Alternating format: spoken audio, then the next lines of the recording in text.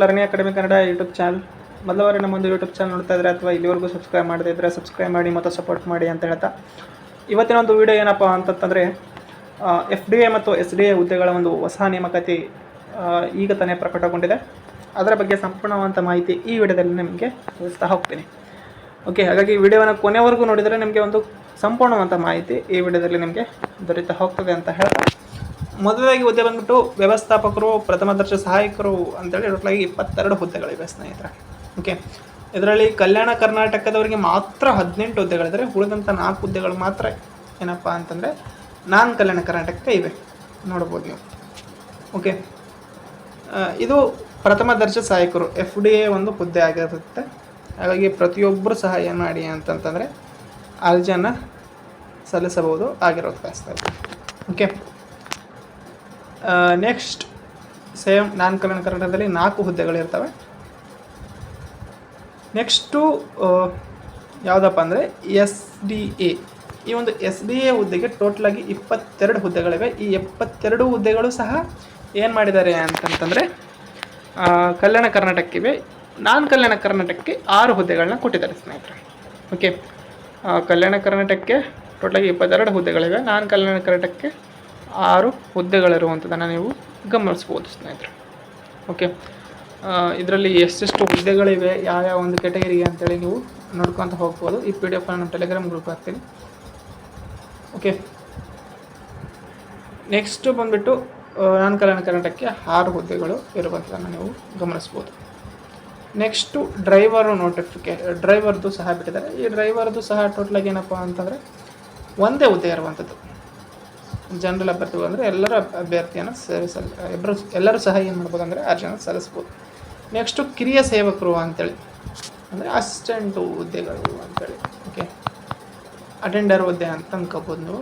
ಟೋಟಲಾಗಿ 26 ಹುದ್ದೆಗಳು ಇಲ್ಲಿಯೂ ಸಹ ಇರುವಂಥದ್ದನ್ನು ನೀವು ಗಮನಿಸ್ಬೋದು. ಇದು ಕಲ್ಯಾಣ ಕರ್ನಾಟಕದವರಿಗೆ ಮಾತ್ರ 26 ಹುದ್ದೆಗಳಿದೆ ಸ್ನೇಹಿತರೆ. ಓಕೆ, ಹಾಗಾಗಿ ಪ್ರತಿಯೊಬ್ಬರು ಸಹ ಏನು ಮಾಡಿ ಅಂತಂತಂದರೆ ಅರ್ಜಿಯನ್ನು ಸಲ್ಲಿಸ್ಬೋದು. ಓಕೆ, ನಾನ್ ಕಲ್ಯಾಣ ಕರ್ನಾಟಕಕ್ಕೆ 5 ಹುದ್ದೆಗಳನ್ನ ಕೊಟ್ಟಿದ್ದಾರೆ.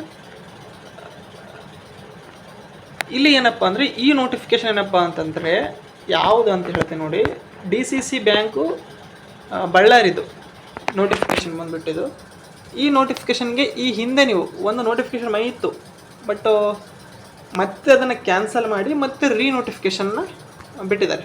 ಇವತ್ತೇ ನೋಡಬೇಕಾದ್ರೆ 1/6/2026 ಬಂದಿರುವಂಥ ನೋಟಿಫಿಕೇಷನ್ ಆಗಿರುತ್ತೆ. ಓಕೆ, ಮೊದಲು ನೀವೇನಾದರೂ ಅರ್ಜಿ ಸಲ್ಲಿಸಿದ್ರಿ ಅಂತಂತಂದರೆ ಇಲ್ಲಿ ಕೊಟ್ಟಿದ್ದಾರೆ ನೋಡಿ. ಈಗಾಗಲೇ ನೀವು ಅರ್ಜಿ ಸಲ್ಲಿಸಿ ಶುಲ್ಕ ಪಾವತಿಸಿದ ಅಭ್ಯರ್ಥಿಗಳಿಗೆ ಮಾಹಿತಿ ಏನಪ್ಪ ಅಂತಂದರೆ, ಬ್ಯಾಂಕಿನ ಸಮಿತಿ ಈಗಾಗಲೇ ಅರ್ಜಿ ಶುಲ್ಕದೊಂದಿಗೆ ಆನ್ಲೈನ್ ಮೂಲಕ ಅರ್ಜಿ ಸಲ್ಲಿಸಿರುವ ಅಭ್ಯರ್ಥಿಗಳು ಪ್ರಸ್ತುತ ಪ್ರಕಟಿಸಲಾಗಿರುವ ಮೇಲ್ಕಂಡ ಅನ್ವಯವಾಗುವ ಹುದ್ದೆಗಳು ಮರು ಆನ್ಲೈನ್ ಮೂಲಕ ಕಡ್ಡಾಯವಾಗಿ ಅಗತ್ಯ ದಾಖಲಾತಿಗಳೊಂದಿಗೆ ಮರು ಅರ್ಜಿ ಅಪ್ಲಿಕೇಶನ್ನ ಸಲ್ಲಿಸಲೇಬೇಕು. ನೀವು ಮೊದಲೇ ಸಲ್ಲಿಸಿದ್ರು ಮತ್ತೆ ಸಲ್ಲಿಸಲೇಬೇಕು. ರೀಸಬ್ಮಿಟ್ ಸಲ್ಲಿಸತಕ್ಕದ್ದು ಅಂದರೆ ಇದು ರೀಸಬ್ಮಿಟ್ ಅಂತೇಳಿ ನಿಮಗೆ ಆಪ್ಷನ್ ಬರುತ್ತೆ.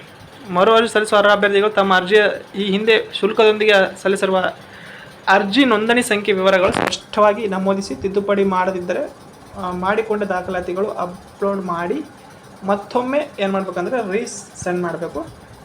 ಬಟ್ ನಿಮಗೆ ಮತ್ತೊಂದು ಸರಿ ಏನಪ್ಪ ಅಂತಂದರೆ ಫೀಸನ್ನು ಕಟ್ಟುವಂಥ ಅವಶ್ಯಕತೆ ಇರುವುದಿಲ್ಲ. ಓಕೆ, ಇದಕ್ಕೆ ವಿದ್ಯಾರ್ಹತೆ ಒಂದು ಸರಿ ನಿಮಗೆ ಹೇಳ್ತೀನಿ. ಎಲ್ಲರಿಗೂ ಇರುವಂಥದ್ದು ಏನಪ್ಪ ಅಂತಂದರೆ ಪ್ರಥಮ ದರ್ಜೆ ಸಹಾಯಕರಿಗೆ ಏನಪ್ಪ ಅಂದರೆ ಡಿಗ್ರಿ, ದ್ವಿತೀಯ ದರ್ಜೆ ಸಹಾಯಕರಿಗೆ PUC ಪಾಸ್ ಆಗಿರಬೇಕು. ವಾಹನ ಚಾಲಕರಿಗೆ ನಿಮಗೆ ಲೈಸೆನ್ಸು ಪ್ಲಸ್ 10th ಕ್ಲಾಸ್ ಆಗಿರಬೇಕು. ಕಿರಿಯ ಸೇವಕರಿಗೆ ಕೇವಲ 10th ಪಾಸ್ ಅಂತವ್ರು ಅರ್ಜಿಯನ್ನು ಸಲ್ಲಿಸ್ಬೋದಾಗಿರುತ್ತೆ. ಇಲ್ಲಿ ಫೀ ಬಗ್ಗೆ ಹೇಳ್ತೀನಿ ನೋಡಿ ಸ್ನೇಹಿತರೆ.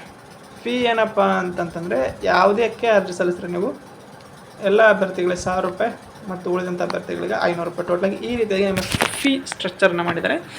ನೆಕ್ಸ್ಟ್ ಬಂದುಬಿಟ್ಟು ಏನಪ್ಪ ಅಂತಂದರೆ ಪ್ರಾರಂಭ ದಿನಾಂಕ 1/6/2026 ಅಂದರೆ ಇವತ್ತಿನಿಂದ ಸ್ಟಾರ್ಟ್ ಆಗಿ ಎಂಡ್ ಆಗುವಂಥದ್ದು ಈ ತಿಂಗಳ 30ರವರೆಗೂ ಅವಕಾಶ ಇರುತ್ತೆ. ಓಕೆ, ನಿಮಗೆ ಏನು ಮಾಡ್ತಾರೆ ಅಂತಂತಂದರೆ ಎಕ್ಸಾಮನ್ನು ಮಾಡಿ ಅದರ 1:5ನ ಏನು ಮಾಡ್ತಾರೆ ಅಂತಂತಂದರೆ ನಿಮಗೆ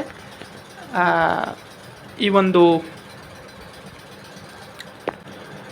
ಇಂಟರ್ವ್ಯೂ ಕರೆದು ನಿಮ್ಮ ಸೆಲೆಕ್ಷನ್ನ ಮಾಡ್ತಾರೆ. ಟೋಟಲಾಗಿ ನೋಡ್ಬೋದು 200 ಅಂಕಗಳು ಇದು ಪ್ರಥಮ ದರ್ಜೆ ಸಹಾಯಕರಿದೆ. ದ್ವಿತೀಯ ದರ್ಜೆ ಸಹಾಯಕರಿಗೂ ಸೇಮ್ 200 ಅಂಕಗಳಿರುತ್ತೆ.